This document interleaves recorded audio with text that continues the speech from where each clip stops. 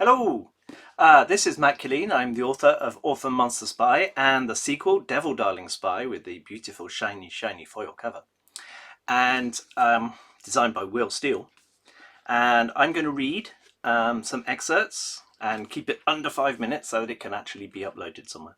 So, in this part of Devil Darling Spy, Sarah, who is now travelling through Central Africa, has been introduced to the book Red Rubber, which was a kind of expose of the way that the Belgian government ran Congo Free State and the horrific atrocities that took place there. And Sarah is just beginning to get an idea of what colonialism and imperialism has cost Africa. Sarah slammed the door open and the captain started shoving something under his pillow. "Have you read this?" she shouted, waving Clementine's book in the air. He squinted with tiny pupils at the cover. Then he shrugged. "Yeah, many years ago." "How do you sleep? How does anyone sleep? The Belgians, the verfickten Belgians are supposed to be on our side." The captain made shushing eyebrows, and Sarah attempted to sit on her rage. She failed. "It's not that long ago," she continued, "and Clementine says that nothing has changed and much the same thing was happening here. Children getting their arms chopped off because their parents didn't work hard enough. Children!"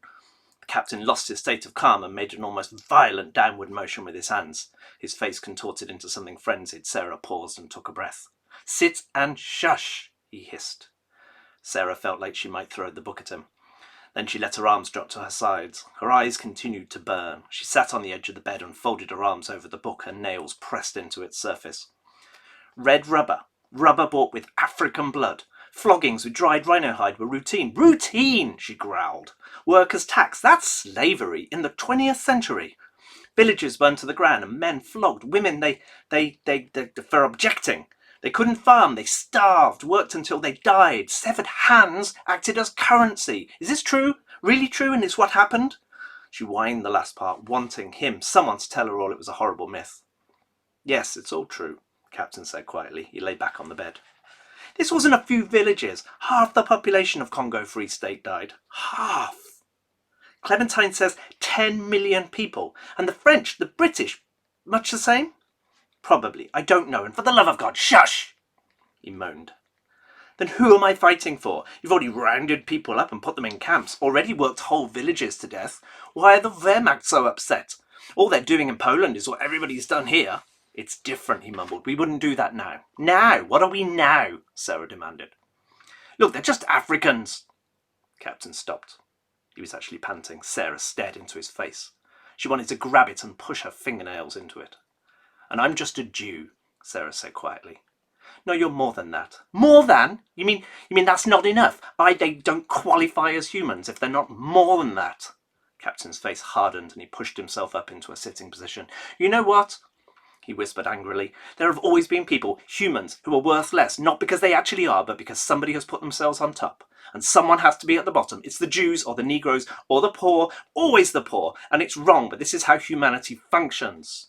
So what are you fighting for?" She gave an exaggerated shrug. "Why bother? You know as well as I do what the Nazis represent. Something more, something new. Like having Congo's force publique on the streets of Europe. So that's special, different. We can all go to war for Europeans, for Jews or white people. You think they'll stop with the Jews? You think that the Nazis ruling Africa is going to be better than Congo Free State was? Do you think a government who thinks Slavs are subhuman is going to let them live happily and peaceably? No, Sarah Velsengrund. You want to change the world, start with the most overt, obvious enemy and worry about them first. We're hypocrites.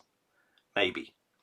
I don't know about you, but I'm not a politician or a statesman. I'm a soldier, a spy, an assassin, a murderer. I'm doing my job, my bit, and I'll continue to do what I can, as long as you keep your godverdamned voice down."